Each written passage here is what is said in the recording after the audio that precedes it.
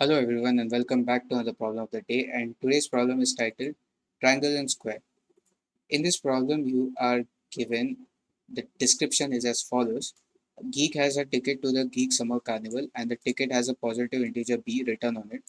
B denotes base of a right angled isosceles triangle, and Geek can avail discounts on X courses in the carnival. Here X is nothing but the maximum number of squares of size 2 cross 2 units that can fit in the given right angled isosceles triangle. So for the given example, here B is given to be 8, which is the base of the isosceles triangle. So will be the height. So given the base and height to be 8, we have to find the number of squares of size 2 cross 2 that can fit inside this right angled isosceles triangle. So for the given example, the number of squares is 6. As you can see clearly, 1, 2, 3, 4, 5, 6. Now let's analyze the example first. Let me draw in the isosceles triangle, and it would be of size 4. All right, and another.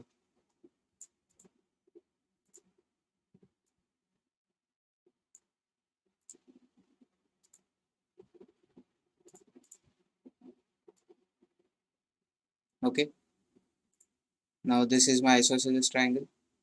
Its base is of length 2, 2, 2 and 2, which is nothing but 8. Height will also be 2, 2, 2 and 2, which is nothing but 8 again, since it's an isosceles triangle. And the number of squares, as you can see clearly, it's nothing but 1. Well, let's not draw. 1, 2, 3, 4, 5 and 6. Now if you look closely, for the given base of length 8, there are, how many squares are there? If you visualize this, there are 4 squares. You can form 4 squares of with the given length 8, but this particular square does not actually contribute. This particular length, the length 2 at the end, does not actually contribute to a square because it results in a diagonal here. So we have to exclude this length, and this length is nothing but of size 2. So we'll subtract 2 from our given base size, which is 8. After subtracting, in order to find the number of squares with the given base 8, with the given base length 8 minus 2, I can simply divide it by 2, where 2 here is nothing but the base of one such square.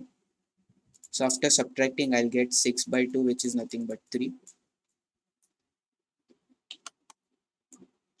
Now, this was for the first base, right? This was for the base with length 8. Now, if I move one level up from here to here, I can see that there are only 2 squares.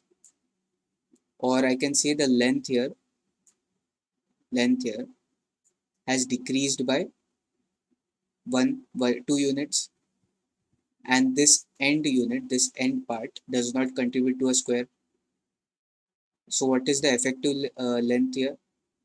The length for this level would be 2 plus 2 plus 2, which is nothing but 6. Since this particular length 2 does not contribute to a square, I'll subtract it by 2 and I'll divide it by 2 to get the number of squares. So that would be 4 by 2, which is nothing but 2 itself. Now coming one level up again. Again I have the effective length as 2. So 2 plus 2, but this does not contribute to a square because it is a part of my diagonal. So the effective number of squares would be 2 plus 2, that is 4, minus 2 by 2, which is nothing but 1. Now if I move again one level up, in this case again the length is 2, but this length itself does not contribute to a square because it is a part of my diagonal. So again, on calculating 2 minus 2 by 2, I'll get the value 0. So if you look closely, if I keep on adding this 0, 1, 2 and this 3, I'll get the total number of squares, that is 1, 2, 3, 4, 5, 6. So in order to simplify simplify the calculation of number of squares, I can simply say that for the given base b, let's say the base length was 8, I can find the base by subtracting it by 2, the number of squares at the base by subtracting it by 2, dividing it by 2, I'll get 3, and then using the formula to find the length, find the sum of n natural numbers, that is from 1 to n, where n is 3 in this case, that is from 1 to 3.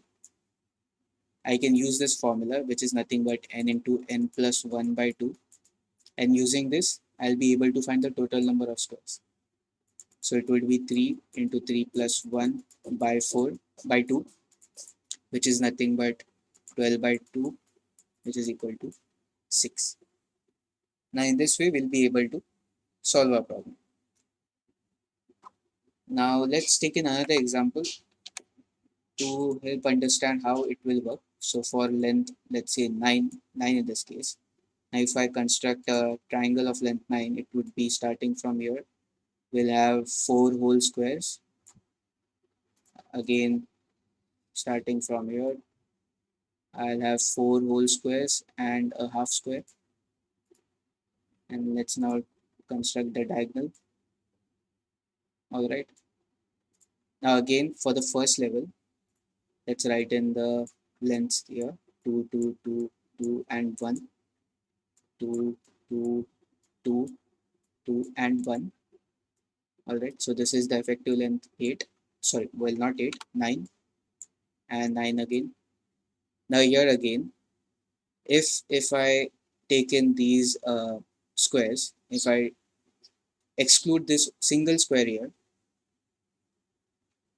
if you look closely again, the diagonal, the second part of the diagonal, it lies on the square present here, meaning we have to exclude both of these.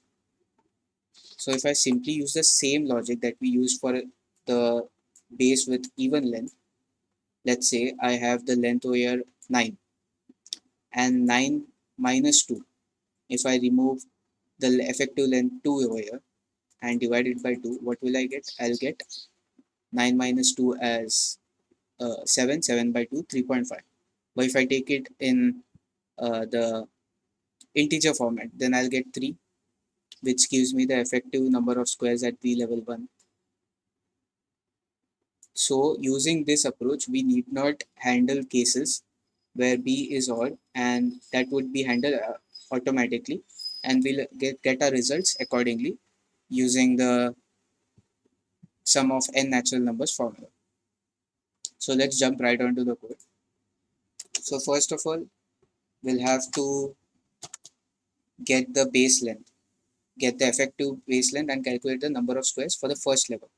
So that would be by the effective base length would be b equals to b times b minus 2 divided by 2. This would give me the number of squares present at the base, and using the sum of n natural numbers formula, I'll simply use this b multiplied by b plus 1 and divided by 2, and this will give me the number of squares.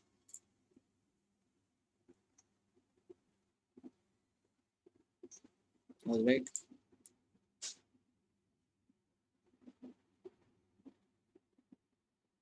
Alright, so that was it for today's video. If you have any doubts or suggestion, you can ask them in the comment section, and thank you for watching.